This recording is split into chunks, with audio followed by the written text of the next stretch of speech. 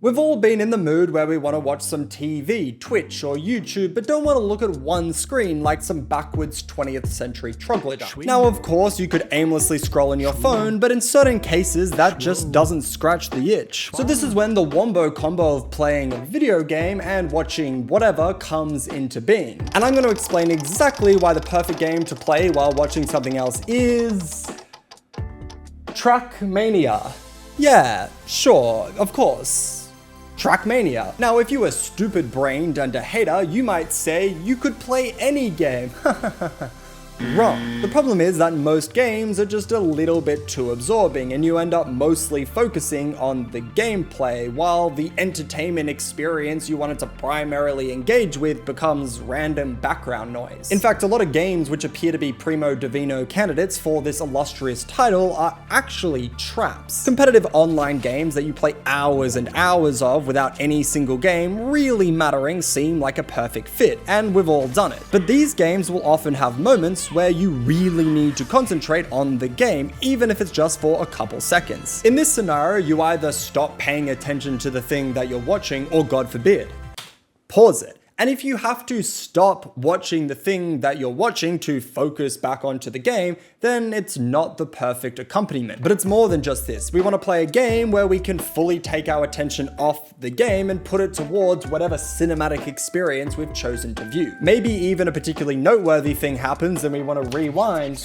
and watch it again. Well, online games make this hard to do, because if the climactic part of the episode hits during the big gunfight, I guess you're not going to witness the beautiful cinematography or emotional acting, because you're obviously going to be eyes ahead trying to catch a body. This is all to say that almost all online games are eliminated from contention of being able to call themselves the perfect game for this incredibly specific requirement. Basically, being able to pause the game is a requirement, and Trackmania lets you do that mid-race, and then you can just unpause and keep going on your merry way. Well, what about MMORPGs, where you're grinding by yourself? Good call, but any game where you're grinding is also out, but for a different reason. There are lots of games where you need to spend minutes, hours, or even days just toiling away doing a brain-dead activity which barely needs you to be alive to complete. Sick. Good gaming fun at its best. And I'll admit, running around a world map following a YouTube guide so you can collect all the not super easy to find or particularly useful collectibles in a game is the perfect scenario for you to have your second monitor playing In-Betweeners Season 2. However, any game which has parts of it which aren't easy to play while watching something else are immediately eliminated from the pool of possible candidates. Training archery on sand crabs may scientifically barely constitute an activity, but perfectly prayer flicking, pressing that little diamond every 0.6 seconds for an hour as you make your way through the theater of blood,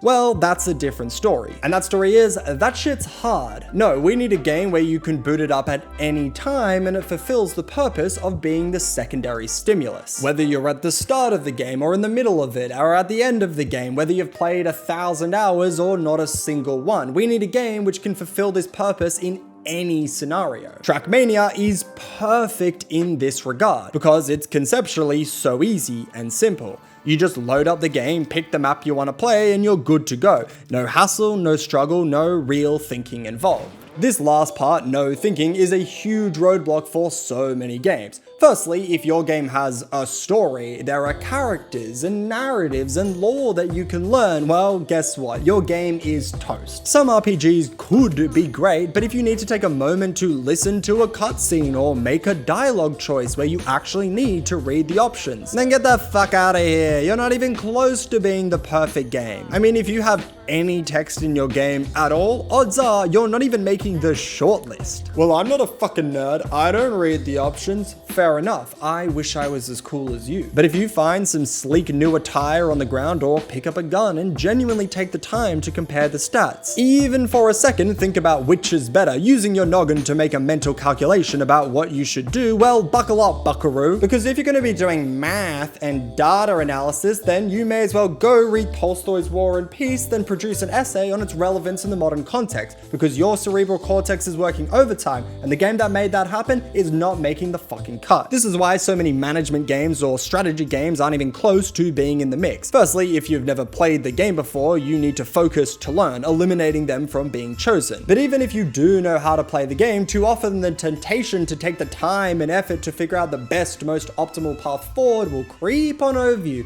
and soon enough you've stopped watching whatever you had on, and now you're deeply fixated about what district you should build in your 12th city, and all of a sudden it's 3 AM on a Tuesday, and you're sitting there in the dark planning for your war against the English Empire in a campaign you know you'll never play again after this. Or whatever. Now, if we want a game that doesn't really require too much brain power and is never going to take up 100% of our focus, then surely some dead easy, simple as fuck game is the best option, right? Absolutely not, because we need a game that can keep our attention, captivate us for hours without ever getting bored or wanting to do something else. We need something that's going to be good enough to warrant playing, but also challenging enough that it's engaging, and that is exactly where Trackmania shines. Trackmania is ridiculously easy to learn and play. Even for people who aren't good at video games, you open up the first map, press forward to accelerate, left and right to turn, and you never even think about braking unless you're a dork. Because Trackmania is a time trial game, no matter what your skill level is, the game will always provide you with a challenge to match you where you're at. On the fairly long campaign, there's gold, silver, and bronze medals you can try to go for, giving you something to always keep working for. Even if you get gold, then you can start to push your PB down. Or maybe you try to get on the leaderboard for your nation on that map, or the leaderboard for the world, or even go for the world record. There'll always be some challenge that pushes you forward, motivates you to reset, and compels you to keep playing. And yet, you never really need to focus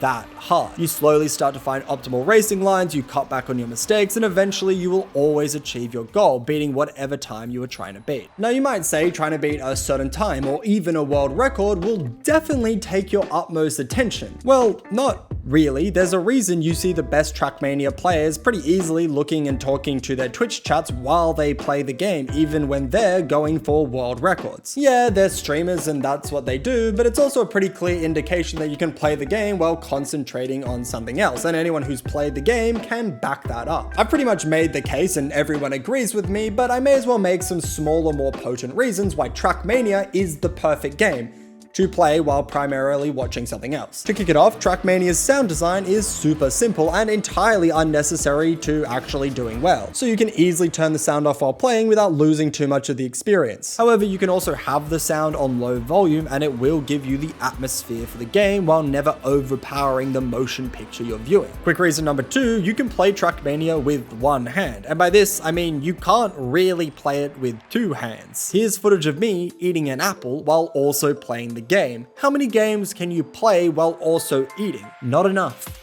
Not enough. Even better though, if you are feeling funky fresh, you can straight up play the game with your non-dominant hand. Because of science and superpowers, doing things with your weaker, more unco hand builds brain connections that makes you a better person, not just mentally, but also physically and morally.